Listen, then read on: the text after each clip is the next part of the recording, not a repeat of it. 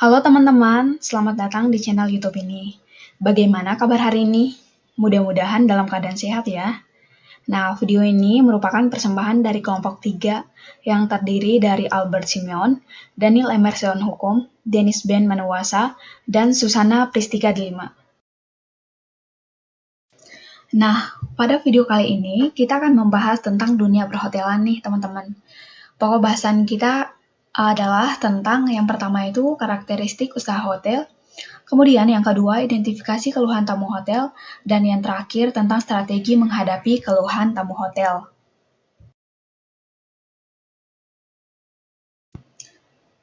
Langsung saja, pertama kita akan membahas tentang karakteristik usaha hotel.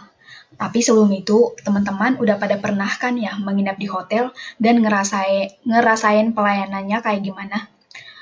Tapi teman-teman udah pada tahu belum pengertian hotel itu sendiri apa sih? Nah, kalau belum, yuk simak penjelasannya setelah ini.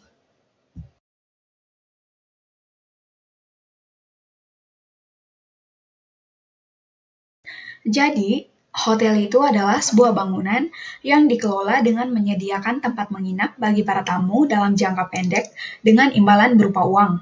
Nah, usaha hotel sendiri adalah sebuah usaha jasa yang mana dia menyediakan akomodasi berupa kamar-kamar di dalam suatu bangunan yang dapat dilengkapi dengan jasa pelayanan makanan dan minuman, kemudian kegiatan hiburan dan/atau fasilitas lainnya secara harian dengan tujuan memperoleh keuntungan.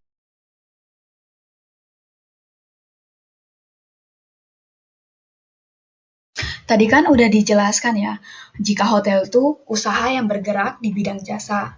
Terus bedanya dia dengan usaha bidang jasa lain apa dong? Jelas beda. Misal dari segi kultur antara hotel dan resort. Jika hotel itu memiliki pengelolaan ketat dan karyawannya yang bekerja sesuai SOP. Berbeda dengan resort. Meski sebenarnya sama-sama sebuah penyedia tempat untuk menginap, tetapi pegawai di resort lebih santai dan fleksibel. Tidak ada aturan ketat yang mengikat tugas dari karyawan resort.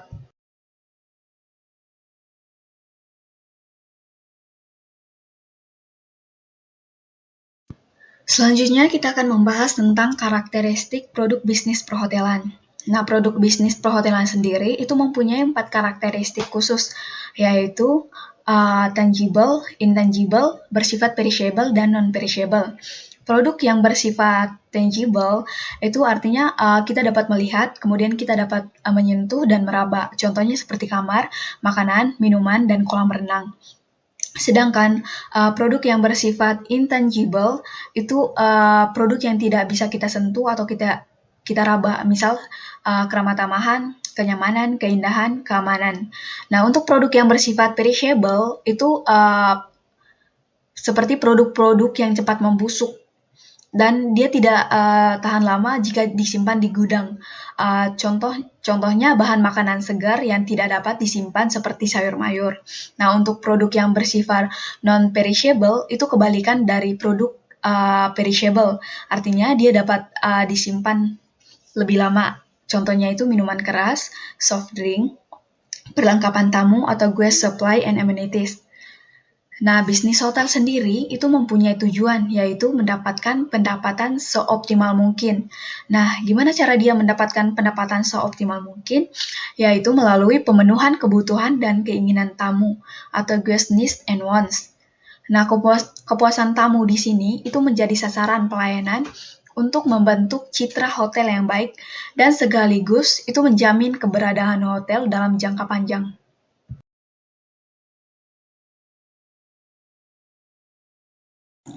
Identifikasi keluhan tamu hotel memiliki dua keluhan, ekspresi negatif dan ekspresi formal. Ekspresi negatif yang dihasilkan dari ketidaksesuaian antara kenyataan dengan keinginan seseorang ditulis oleh James tahun 2006. Ekspresi formal tentang ketidaksukaan terhadap beberapa aspek yang tidak diterima seseorang ditulis oleh Lovelock dan Wright tahun 2002.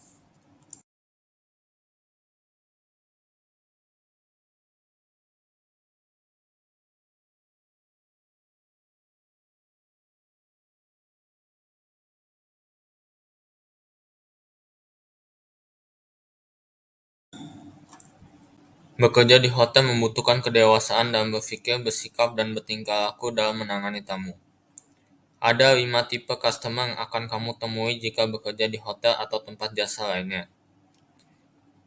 Yang pertama, aggressive customer, meek customer, high roller customer, rip-off customer, dan the chronic complainer customer.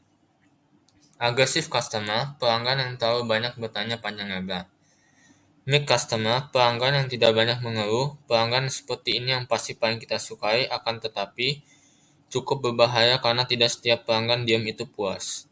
Hal tersebut membuat kita terlena dengan kenyamanan kita sendiri. High roller customer, pelanggan yang mengeluh dengan cara wajar namun tidak tertarik dengan berbagai alasan. Rip-off customer, pelanggan yang merasa tidak puas akan pelayanan yang diberikan, tujuannya agar selalu diperhatikan. The chronic complainer customer, pelanggan yang merasa tidak puas dan selalu menilai bahwa segala sesuatunya salah.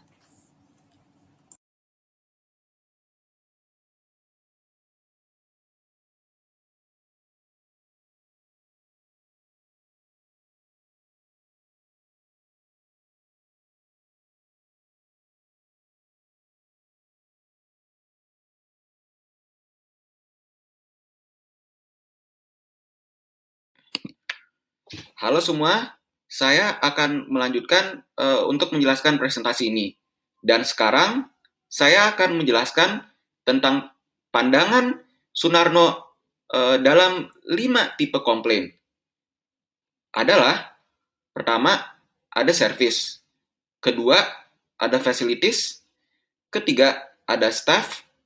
Keempat, ada own complaint. Kelima, ada irrational complaint.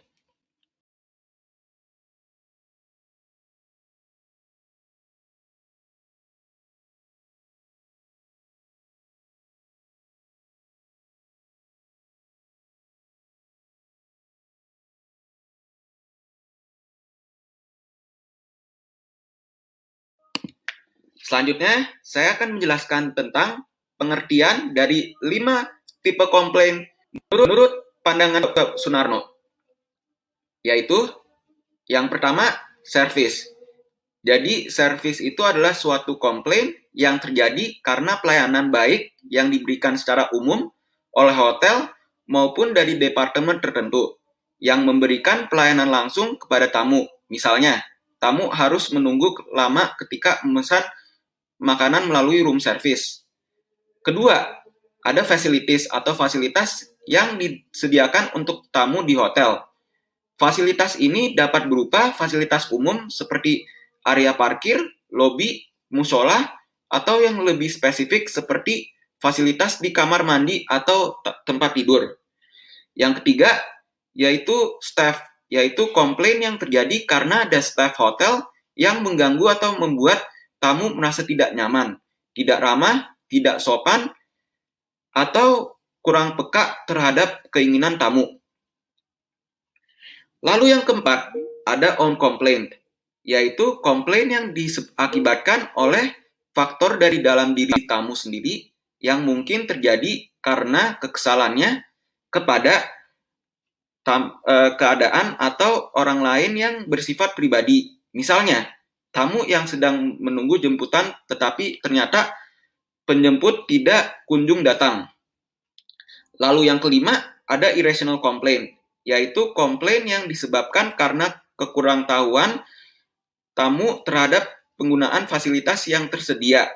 Misalnya, tamu komplain karena listrik di kamarnya mati, padahal panelnya yang belum dinyalakan.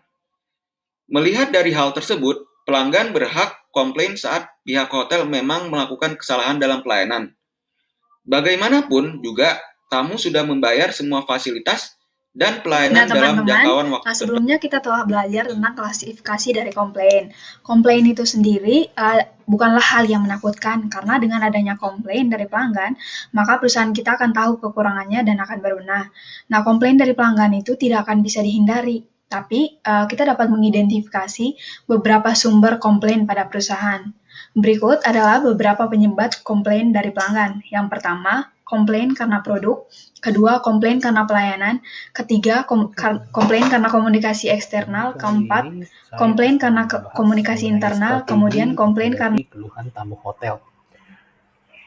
Menurut pandangan Aditya sumber bahwa komplain yang pertama itu produk. Nah, hal yang sering sekali membuat pelanggan komplain itu misalnya karena yang pertama itu produk yang mudah rusak, kemudian metode HIT cacat itu pada apa produk, sih? kemudian Metode finishing HIT kurang itu sempurna, terdiri dari dan beberapa, karena yang terakhir itu bagian alasannya kata. karena Yang produk pertama itu itu tidak A, tahan lama. yaitu hit them out. Yang kedua empathize. Yang ketiga itu adalah A, yaitu apologize. Dan yang terakhir Sumber yang P, kedua, take pelayanan. proper action and Pelayanan dari follow sebuah up. perusahaan yang kurang berorientasi pada pelanggan dan hanya berbatas pada slogan saja. Misalnya, pada sebuah restoran yang memiliki slogan siap dalam 5 menit. Tapi, pada kenyataannya, pelanggan harus menunggu selama 30 menit baru dapat menikmati pesanannya. Hal ini akan menimbulkan komplain dari pelanggan, karena kenyataan tidak sama dengan ekspektasi pelanggan.